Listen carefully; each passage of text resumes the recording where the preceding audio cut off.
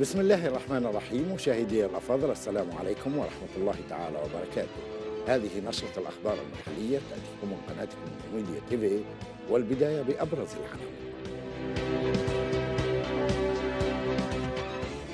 انهيار عمارة هشة يثير هلعا وسط 18 عائلة بوهران، والرمي العشوائي للنفايات وبقايا مواد البناء يهدد ثروة الدخيل ورجلها.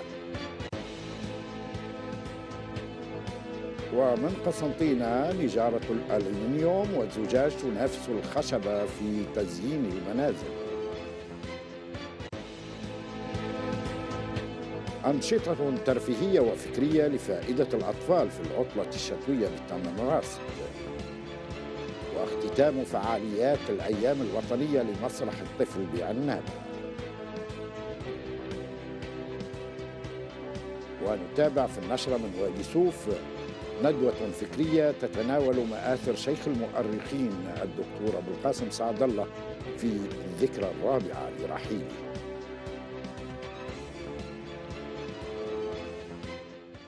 أهلا بكم إلى التفاصيل. عاش سكان عمارة